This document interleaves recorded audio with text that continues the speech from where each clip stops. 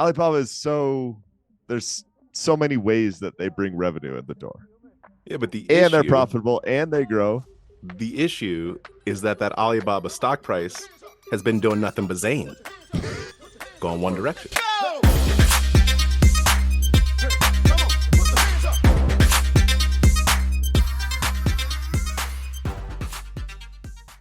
This podcast contains the arguably witty banter of two friends, Skippy and Doogles, that like to debate about investing.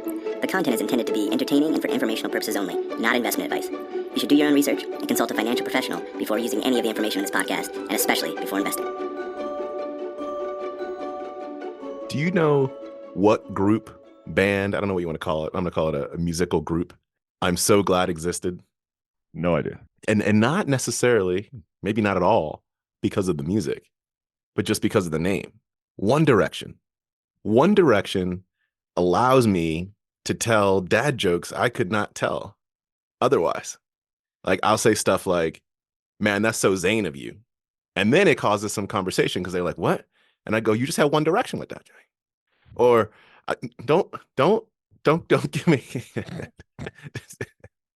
don't give me that. I'm real happy. Sometimes the names of their songs also are really helpful. I'd be like, that's the story of my life. Just like Harry Styles. That's what's on my mind these days. I don't know what's on your mind these days. I doubt you know that. Do you know the Jack Harlow lyric where he's like, "We got 5 white guys pull up, but we ain't in sync." It's Oh, it's funny. see? Makes me laugh every time. One Direction, huh? That's how you're starting the podcast. I mean, woo. It's what's on my mind. Mostly because going back, the story of my life, I just got, Seems like you know a lot more about One Direction than I do. yeah. Did I or did I not go down a like midnight dark hole of doom about One Direction? Maybe. We'll never know. Remember when you fell asleep with some boring nerd investing book podcast in your earbuds, and then you were having dreams about investing stuff? I feel like I do maybe remember you that. just fell asleep last night with some One Direction It, music it hopping out. very well could be, but it's top of mind today. You doing well Awesome. today?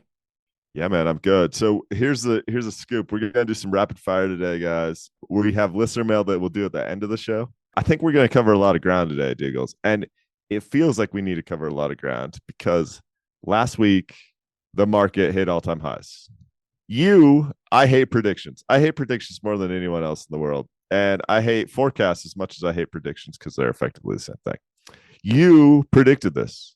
When we went all-time highs and then we came back down, pulled into a trough. You were like, I think we're going to get one more head fake before it comes back to more reasonable valuations.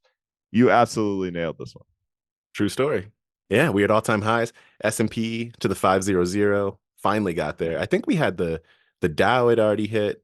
I don't know about the Nasdaq. I'm not sure if the Nasdaq's there yet, but the S&P 500 is what we were talking about before. So when we talk about the market, that's what we're saying. Oh my goodness, what a ride though.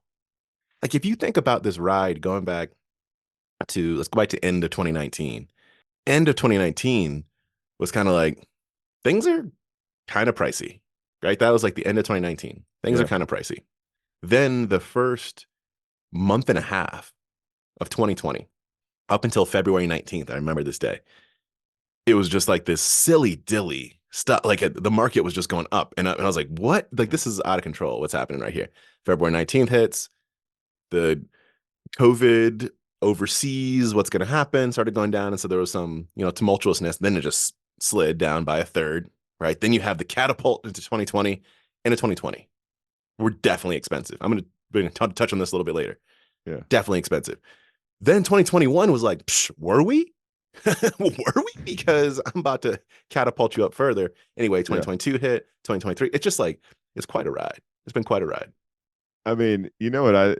There's always like the index and chill frame of reference or recommendation. And you and I don't subscribe to that. We both outperform the market, which is incredibly hard to do, but we have systems to do it. But man, sometimes I'm just not sure it's worth the headache. The 4 or 5 years you just described now, they're just anxiety ridden for me. With Yeah, like, well, oh, this is overvalued, that's overvalued. How am I rotating into something that's cheap? Now, I made money, you made money. Like that's the thing. You look back 5 or 10 years later, and you're always like, I can't believe how much money I made. Like, but Yeah. man, that doesn't mean it's easy.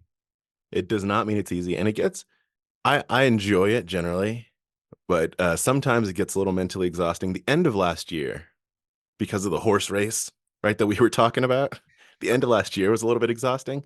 And so I haven't yet, I enjoy checking accounts on a more frequent basis than is advised. I just Sure. like the day to day. I don't necessarily check it every day, but I like the day to day. I have not checked my account, my accounts this year so far because the end of last year was a little bit exhausting. I need to just like step away for a hot minute. I did get a text from my wife this week that was "I love Broadcom!" exclamation point. So something is going on. I don't know exactly what it is, but something is going on. I wanted to text back, not knowing what's going on. I wanted to text back, "You do now," but you Yeah. just never. Give it 6 months. All Yeah, right. exactly. You never know. You never know. All right. Let me Oof. kick us off with 4 rapid fire, like kind of random stats from the week about how crazy things are right now and unique. So S&P closes at record levels, yet only one sector is at made new highs today. So this is talking about Friday last week. Utilities. That sector is not utilities. Okay. It's technology. Technology and the Magnificent Seven, which we're talking about, is like still driving the whole boat, man. It's a runaway sector, a runaway few companies. It's so bizarre. This is where I'm anxiety ridden. It's like, how do I handle this? Yeah, Do you know if it's still is the Magnificent Seven still the thing? pretty much. Because the thing like what I have seen this year is it seems like Apple is not so hot this year, but they're still the second largest. Well, not still, I should say. They are now the second largest company, I believe, after Microsoft. Microsoft took that throne, I think. So they're obviously still up there and influential. So speaking of Apple and Microsoft, there's a really cool graph here. It goes all the way back to 1990 and shows the market capitalization of those two companies versus the Nikkei 225, the Japanese index. Yep. Man, in 1990, those two companies were nothing compared to the entire country of Japan. Now they are valued at $1.5 trillion more than the Japanese index.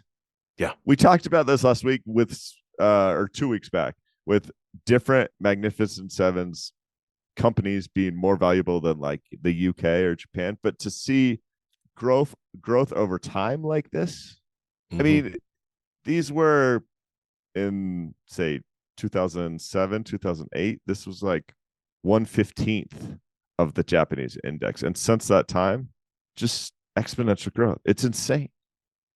Yeah, and the main point that you're raising is the insanity of the fact that two companies can be larger than a country, than a country stock market. And when you sent this over to me, I just went, wow. Like it's mind blowing. It's so mind blowing. The math checks out, but it's mind blowing.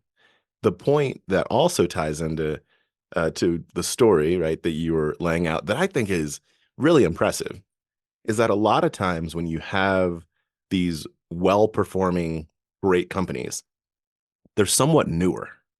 Like they've been around for 10, 15, 20 years, something like. When I say new, I don't mean like last year because you have to build some time.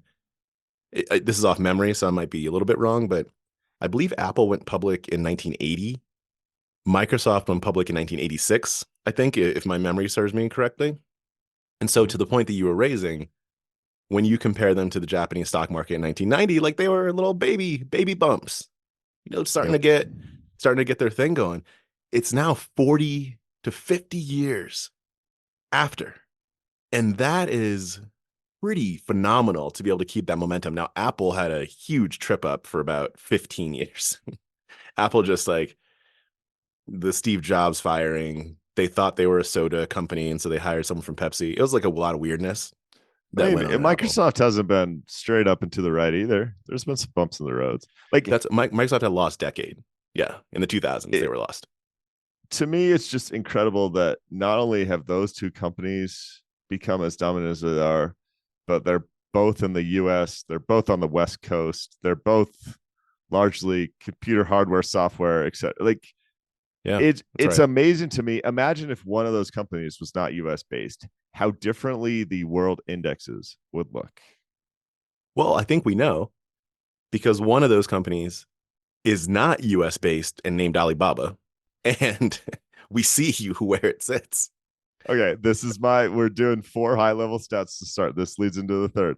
So the MSCI China index, if the performance of Chinese stocks, man, the last 6 months plus, just horrific. Really, the last 2 years, just horrific. But if you go back to 1992, from 1992 to today, the MSCI China index just flipped negative. So what you're telling me is 30 years. Over 32 30. years. Okay, sorry, Yeah. apologies. Well, Yeah. 31 probably. But But yes. Yeah. So we always talk about, and I feel like financial commentators in the US are so spoiled and always being like, oh, look at your time horizon. Like if you do more than 5 years or 10 years, you're pretty much guaranteed a great and positive return. And I always go, oh, that's the US, guys. And it's not guaranteed that it will last forever.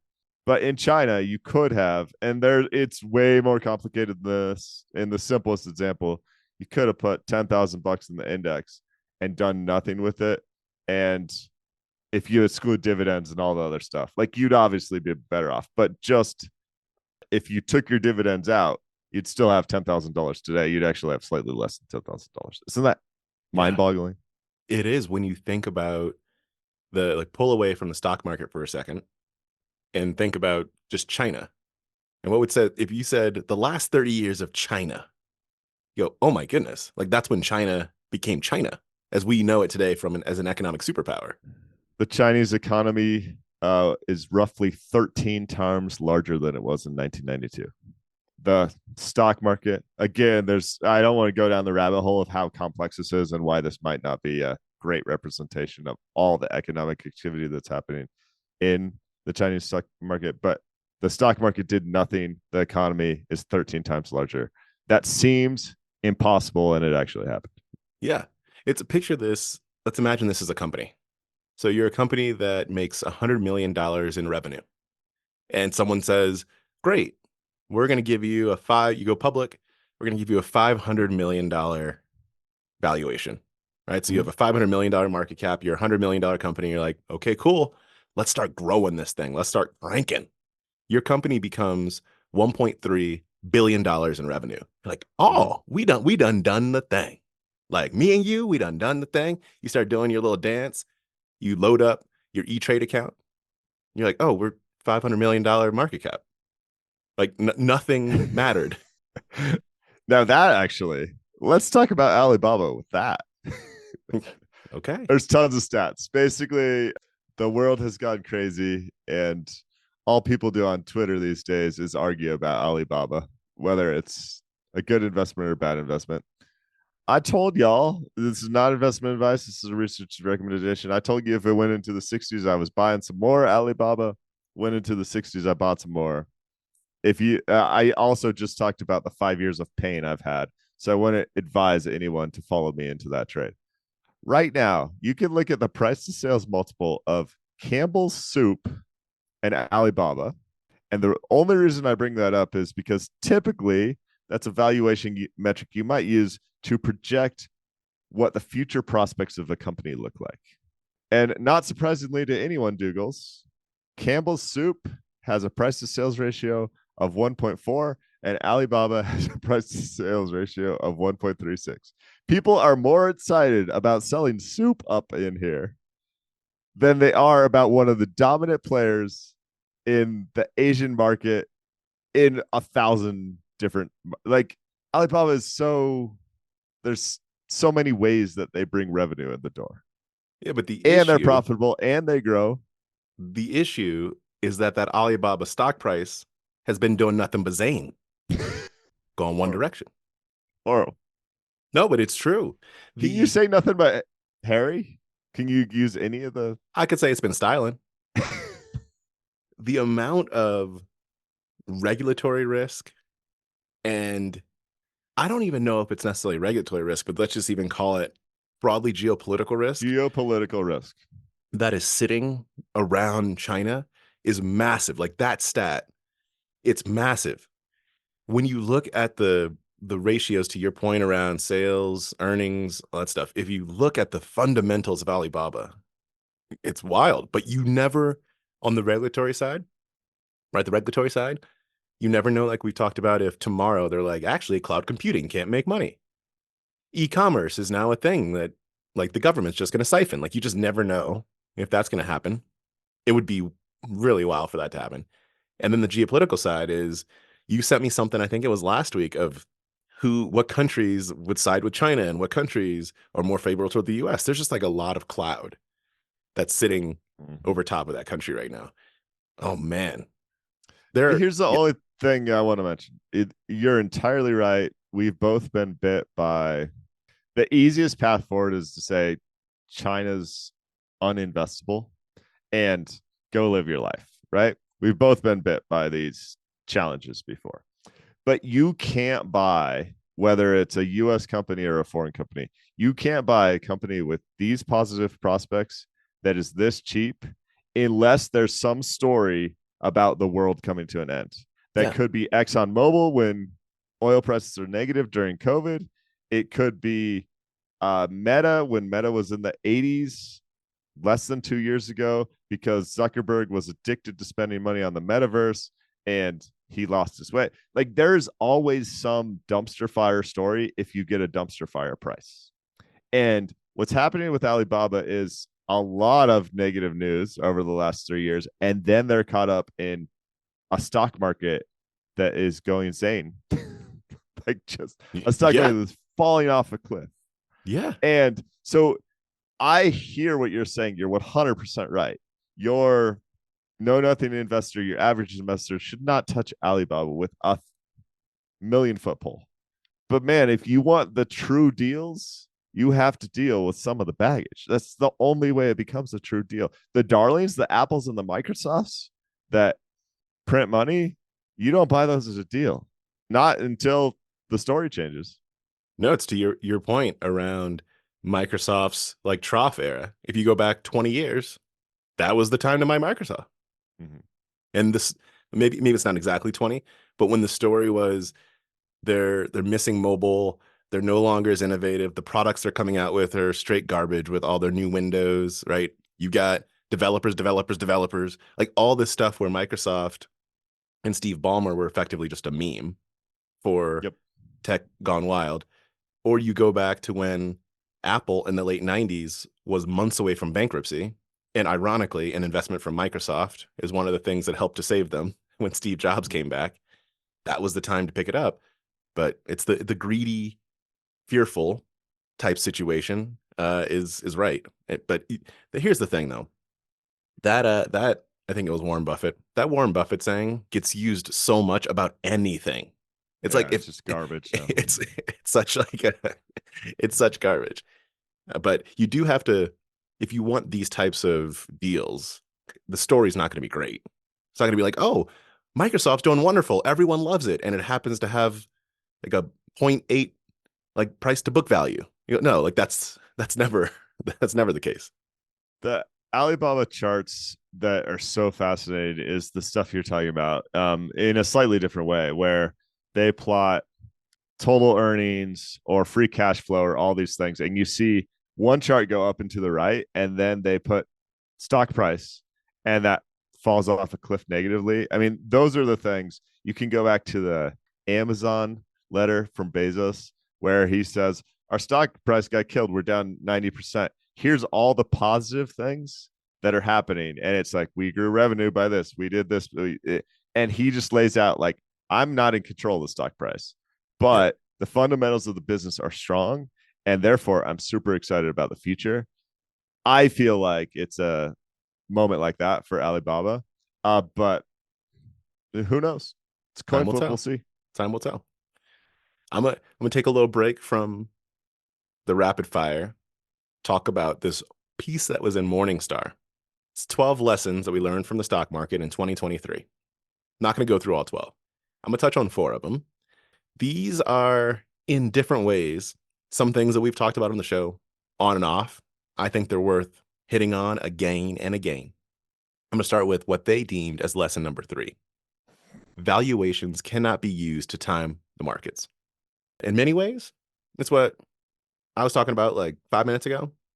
So what this is saying is when we went into the year 2021, US equity valuations, and we were talking about this back then, when you look at the Shiller cyclically adjusted PE ratio, AE, I'm just naming random letters, AE, the CAPE ratio, IE is what I meant, the CAPE ratio was 34.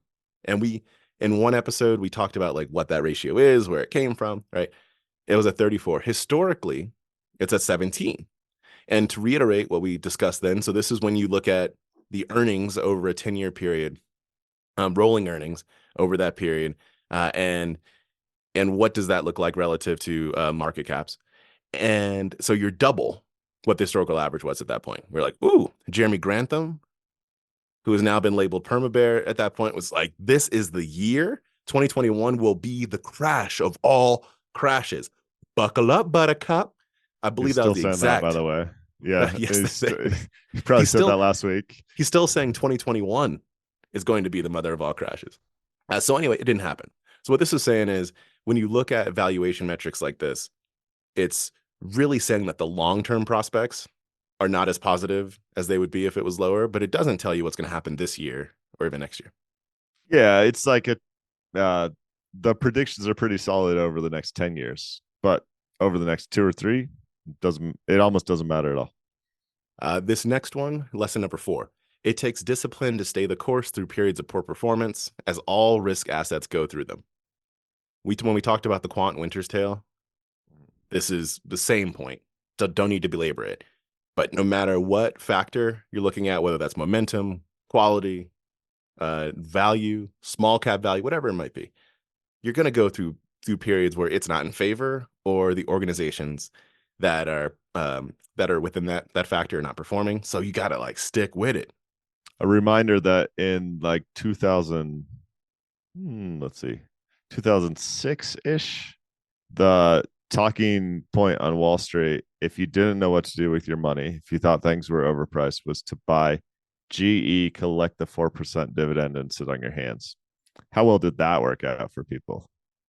Like, point being, the people right now that think Apple and Microsoft or whatever factor has performed, tech, momentum, is going to continue to perform positively forever, are going to go through some rough times. Yeah. It's just the nature of the beast. Lesson number 5. I like this one mostly because it's the same thing that you talk about a lot of times, but the way that they phrased it, I love. Assets with poor performance have self-healing mechanisms. What this is saying is that mean reversion is a thing. That's actually what it's saying. But self-healing mechanisms, it's amazing.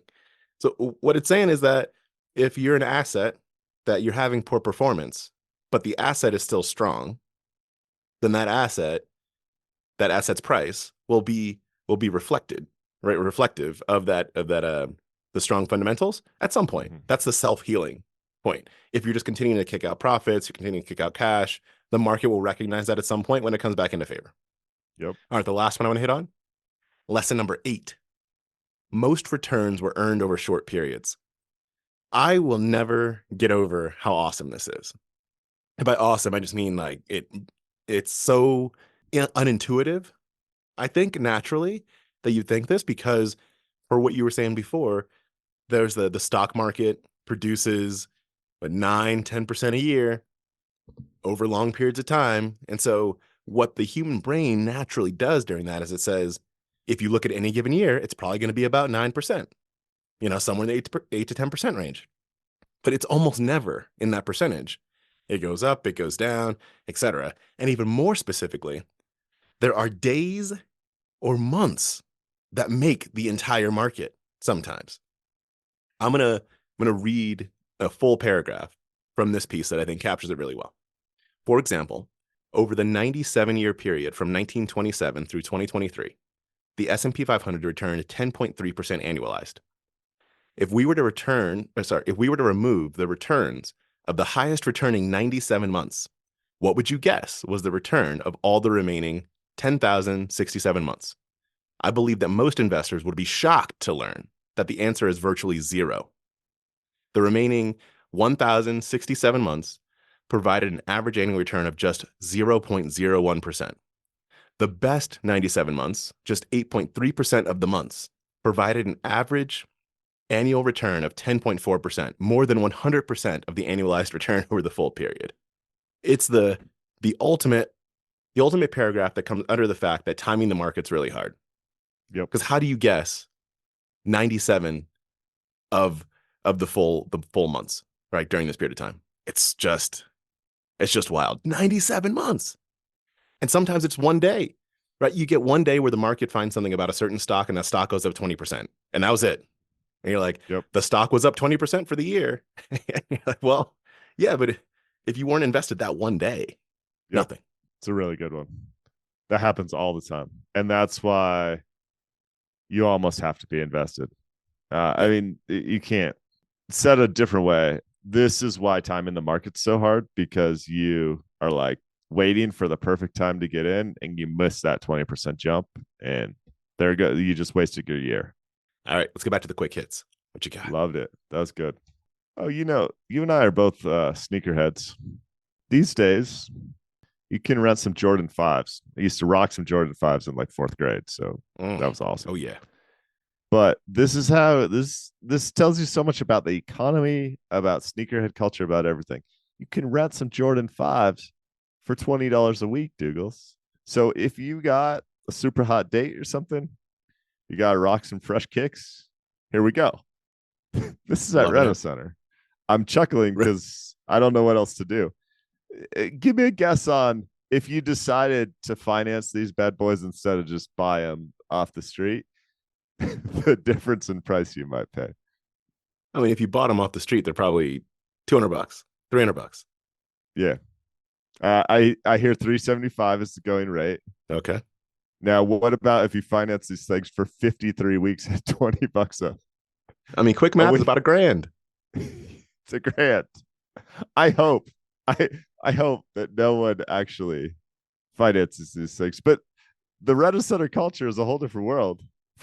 Here's what the main question that sprung to mind was, man, like how do you return them? Like how dirty are you allowed to get the soles? Like how sweaty can the shoes get before they're like, no, you keep those bad boys? Well, now you got to be careful because now sweaty means like awesome, cool. So how cool can I get? I could see a real estate agent using this as a way to get a couple to pull the trigger on a house. Like, I don't know if we should buy. We've been renting. It's like going, all right. Hold on. Let me tell you a little story. Think about some Jordan 5s. You could buy a pair of Jordan 5s for like $400. If you rent those Jordan 5s $20 a week, now extrapolate that, multiply that by the size of a house. There we go. There we go. Oh my gosh. It is what you said though. It's a sign of the economic times and specifically of the sneaker culture right now. And I don't want to make this a bigger thing than it is, but it's fascinating to me that someone would even think about it. Now, the additional information I'd like is how popular are these items? Is this one crazy owner at one crazy Rent-A-Center that's like, I'm going to give this a shot? Or is this an actual thing? Yeah, that's the question right there. Like, can you extrapolate this to multiple Rent-A-Centers, multiple pairs of shoes, or is it just one anecdote? I don't know, but it's a buck wild anecdote. Does this say if anyone's done this? No. It's simply like basically gathering the info from the Rent-A-Center display. But I have homework for the weekend. All right, I'm gonna go check this out. There was in posting this though, the decision tree that you go through to post this is like, okay, if I post this, somebody knows I was at Rent-A-Center. Somebody knows I was copping some Jordan 5s. Yeah, exactly. Someone knows there was a moment where I was like $20. Yeah, exactly. I just don't need my trip to Chipotle this week. I could be rocking some Jordans. Like, there we go. Exactly. And let's continue the quick hits with who's the person who's become my Kathy Wood. Mikal Bridges reported this week in the NBA trade cycles that the Brooklyn Nets rejected as many as 4 first-round picks for Mikal last year. Teams were really hot on the trail. It still goes back to Chipotle, Doogles. This is why it's such a valuable asset, man. I'm thinking about switching my diet to eating Chipotle every day so I can play basketball like Mikal. Oh, so it's a causation, not correlation situation. It's definitely a causation, don't you think? It could be Chipotle every day. I think it could be. I don't know. Do you know how long he's been doing this? That stat I had a couple months ago. I think it was like 1,000+ days. No, it was 10 years. It was 10 years. 10 years. Now I'm gonna have to research it. So Let's it's from when he was a teenager. Of course. Yeah. Of course. You, Mikal, great guy. Those are my quick hits for now until we dive into real estate and politics. But let's get back to you. All right. You sent this over to me, so you may have taken a harder look at this, but I want to talk about it. Us versus them. Us versus them. This is a survey out to folks, asking them how they feel about the economy and comparing that to what their current, it seems like what their current economic status is, as well as the school that they went to. Can you fill in the details? Okay, we debated, to give the full backstory here, we debated sharing this because the source looks like it came from people with political intent. That's the way I'm going to say it. But it also looks like the sample size is big enough to make conclusions on, and the survey methodology makes sense. So we're going to talk through it. This came from the Committee to Unleash Prosperity, which I think has a political tilt to it. They surveyed a bunch of people, and I'm trying to find that exact number, and then they grouped people into so-called elites and Ivy Leaguers. And they compare that to the voting population. And the conclusions here are like jaw-droppingly stark. So here's what we're going to do. We let you guys behind the curtain sometimes, and sometimes this show is a couple of friends talking about investing at a pub effectively, and we let you behind the curtain. That's what we're going to do here. I still believe that this is basically done in a manner that's worth talking about, but I just want to have all those caveats out there. Is there anything else I should add to that, Doogles? No, but can I give one example of why that caveat is so important? Yes, please. Okay. Because it's stats like this that make you go, oh, wait, what? I'm just reading from the executive summary at the beginning. Mm-hmm. Somewhere between half and 2/3 favor banning things like SUVs, gas stoves, air conditioning, and non-essential air travel to protect the environment. It's hard for me to picture 2/3 of nearly any group that is not 3 people saying, yes, I think we should ban air conditioning. Mm-hmm. Except maybe if you do this in the dead of winter. Last weekend was like -5 degrees.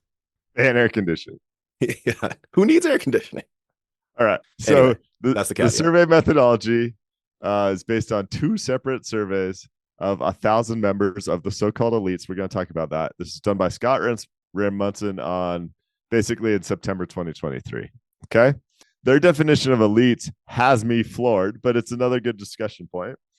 Elites are defined as those who have a postgraduate degree, a household income of more than a 50K, and live in a zip code with more than 10,000 people per square mile. So it basically says a dense area, decent household income, and a postgraduate degree. It's an interesting definition of elites, and that's where I wonder if some of the way they picked that tilts the survey results. But let's actually talk about some of these survey results, which I think is the reason that it piqued my interest, because these are the contrasts here. The contrasts here are so stark, and it's the reason they called this survey us versus them, or them versus the US, or whatever they called it, because it just seems like 2 completely different worlds. Yep. Are your personal finances getting better or worse these days? They say all voters, it's effectively a 50-50 split, with half the people saying better, half the people saying the same. And let me say that a different way. 40% said worse, 40% said the same or not sure, and 20% said better when you look at all the voting population. Yep. If you look at the so-called elites, 74% said better, 16% said the same. And if you look at Ivy League graduates, which there's a tilt on this, and it's Ivy League plus a few other schools like the University of Chicago, Duke, and a few others, 88% said better. So you have 20% of the population saying my personal finances are getting better. And then the so-called elite category with a stark difference, basically saying at least 80% of those folks think their personal finances are getting better. In addition to the caveats you gave before, it would be really interesting to see what the correlations are to other stuff. Like, for example, if you have a postgraduate degree, make over $150,000 a year, and live in a high population density area, what's the likelihood that you are going to have a decent percent of your net worth in the stock market versus those that don't? Right? There's like these correlations that are really interesting. And I think that's one of my main hesitations is I almost now want the raw data to be able to filter some of these things in, because if you ask the right question in the right way, you can get the correlation causation stuff gets pretty crazy. And I'm worried that that's happening here. Okay, here's the question. Does the United States provide too much individual freedom, too much government control, or is the balance just right? Your voting population says that 16% say too much freedom. Your elites, 47% say too much freedom. And your Ivy League graduates, 55% say too much freedom. Very different. I just go, is this believable? I mean, it's very different. It's rare to see graphs that are this starkly different. Okay, this one has me floored, and then we'll move on and we can do more research behind the scenes about, I'm sure this survey will create a firestorm this next week and people will debunk it or whatever. But to fight climate change, would you favor or oppose strict rationing of gas, meat, and electricity? Your voting population, 28% says they would favor those things. Your elite population, 77% says they would favor those things. And your Ivy League population, effectively 90% say they would favor those things. I hang out with some Ivy League grads. I'm going to ask them this exact question. I mean, it just seems tough to believe. Yeah. When the quote unquote Ivy League grad, you're standing outside their house waiting to ask them these questions. They hop out of their Suburban to walk into their home to flip on their air conditioning to get ready for the barbecue. They're larger than average home. Yeah. To get ready for the barbecue they're doing later on. Like, just ration all that stuff. Right. It seems unbelievable. It seems unbelievable.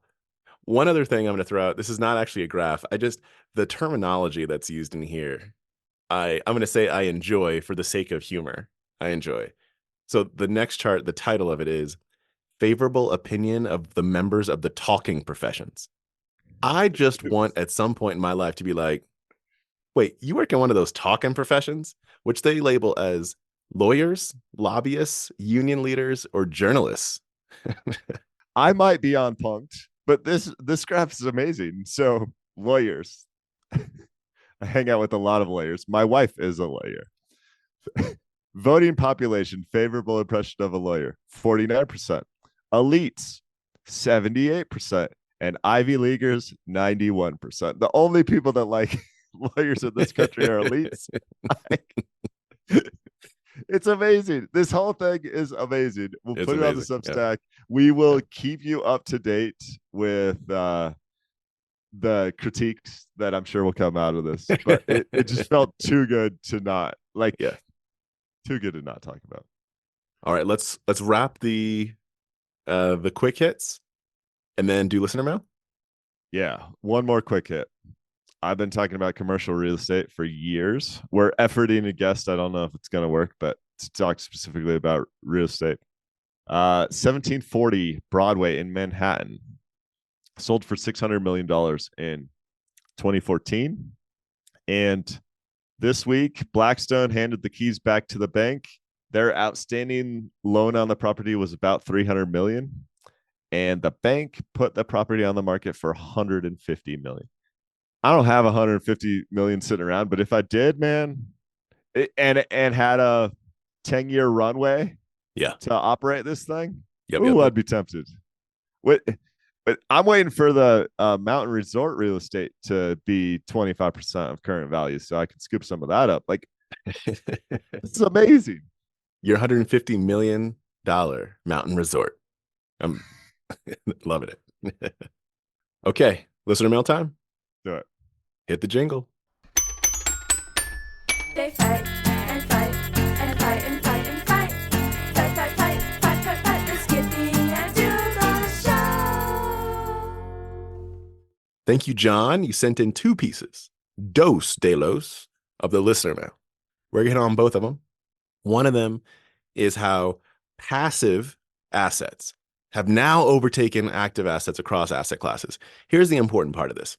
So it's been a hot minute since passive stock indices have overtaken active stock indices. And so the difference between those two is passive. If you say SPY, for example, where SPY is the S&P 500, it follows the S&P 500. There's no like thought that has to go into that. People have different ETFs that will do that. They'll index against something else. Active is when you have a strategy that's behind what you're doing. And so you will buy and sell assets depending on that strategy. There's nothing else that it's inherently tracking. Okay, so that's stock market indices. And it's been a minute, and Vanguard is a big reason for this, as others are, where people have been buying passive indices for quite some time. And those have overtaken active previously. What's happened now is that when you look at total assets between passive and active, so that includes bonds, right? It includes all asset classes. Now, when you look at that, passive is overtaken. So the question is just like, has the tide fully shifted? Will active come back into favor across different asset classes? We shall see.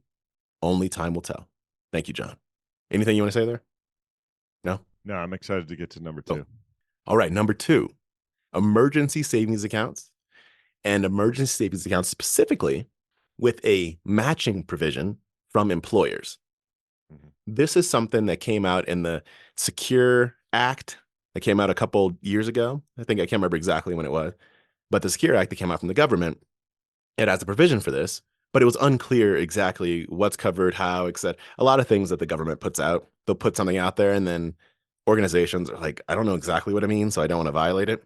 So they came out with a little bit of clarity, but specifically the clarity they came out with was how to prevent abuse from employees. So it didn't fully clarify, but that's what it is. But in short, here's what you can do with these emergency savings accounts.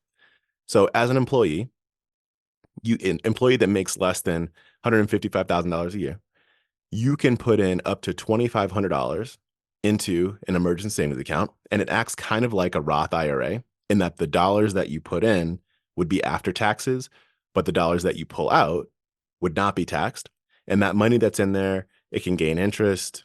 You can have a little bit of investment. I don't know what the options for that. But you can have that in there, and then your employer can match up to the rate they would be able to match for a retirement account. So the point is to be able to get folks that when your car breaks down, when you might have like a little medical situation, when you just need that extra cash, you can get this emergency savings account with an employer match, which is pretty awesome, especially when we see credit card rates where they are. People can't come up with $400 on average, right, for stuff. This is a big deal. I like the idea. I think my take is going to surprise you here. The first thing I'm unclear on, and I probably just missed it, is they're saying that my employer can match. The article also alludes to the fact that basically no employers are doing this. Mm-hmm. But they are also saying I have a contribution cap of $2,500. So to maximize my employer match, I put $2,500 in one month, take it out the next month, put $2,500 in the next month. Like, can you play that game here? So this is where I don't know what the government exactly came out with recently, but that's the abuse point. So like whatever clarity they came out with recently was how to be anti people abusing it. which is that's exactly what you're going down. I don't know what that provision was or whatever it might be, but that was the purpose there. Because the point is for people to have emergency savings and not to just game the matching situation. Yeah. I mean, so it just seems like a headache. I like the idea behind this because we know that a significant portion of Americans would have a tough time covering an expense of $2,000. That study's been widely quoted for 20 years, and it's probably why the contribution cap is $2,500 because of how common that talking point is. With all the regulation and time spent crafting and revising this, I bet they spent millions, if not tens or hundreds of millions. They probably should just give everyone 200, maybe, yeah. $2,000. You set up like a federal credit line. I mean, something like with no interest. Some of the really research-rich states like Wyoming have, they have low taxes because they don't need them because there's minerals available. And Meb Faber talks about this idea where if you're rich in resources, you should have a birth dividend where you give someone like $10,000 when they're born, and it's invested in a low-cost ETF in the U.S. stock market, and then the money vests for them when they turn 21. And all of a sudden, you have tons of free money that you didn't really know what. It just seems like there's a better way to accomplish the same task. Oh, I'm absolutely sure that there is. Conceptually, cool. In practice, yeah, I don't know. And I to your point around, it doesn't seem like employers are participating. From the employer standpoint, I'm sure they're just like, there's some kind of a gimmick that's going to be run or a catch that sits here. I don't know exactly how to quantify it for returns in my business, although like conceptually kind of can. But it's something that needs to be figured out, generally speaking, because there are so many cases where someone can't be, I'm going to take this from the business standpoint, not from the societal standpoint.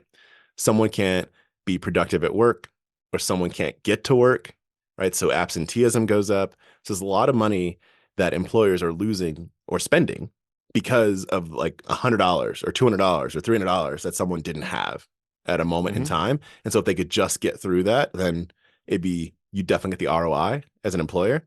But the structure of it being exactly like this is kind of a tough one.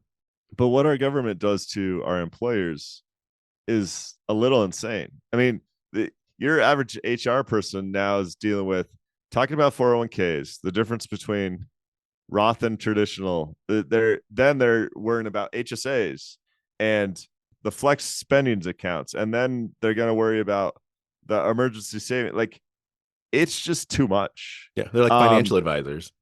Yep, and we know that countries like Australia make default contributions to retirement. I believe it starts at 3% of salary, and it's the default stance. You have to opt out of it rather than opt into it. And their retirement balances are significantly better than the US because of that. The right thing to do, you're right, from an employer perspective, is like say, hey, by design, we take 1% of your funds and put it in emergency savings and 5% in retirement and all those things. But man, then the paycheck, that first paycheck your employer gets when they think they're making 100K and they see what actually hits their checkbook or their bank account, it's pretty stark. Yeah, that's real. This is just really challenging. Yeah. Well, interesting concept though. Thank you, John. Thanks, John. Appreciate it. Guys, we would request that you share the show with a friend and give us a review if you get a chance. We love that you're hanging out with us. You can find all things on the show, including crazy survey results. Dude, because I'm still bothered about those survey results. I think the way they cook the books on that is that population density piece. So calling an elite someone that only lives in a certain population density basically makes the elite a city dweller.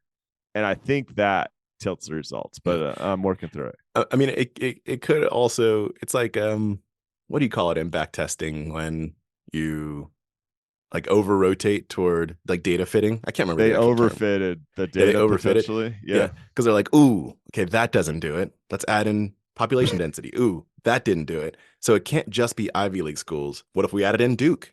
Not quite. Yeah. Northwestern. Okay, now we're getting somewhere. If we Who, add in whose Northwestern, politics matches Yeah. that? And then, I mean, because if you do the post-grad degree, I understand the logic behind it. If you do the 150K, I understand the logic behind it. But again, someone living in Wyoming with a postgraduate degree, making tons of money, why are they not an elite?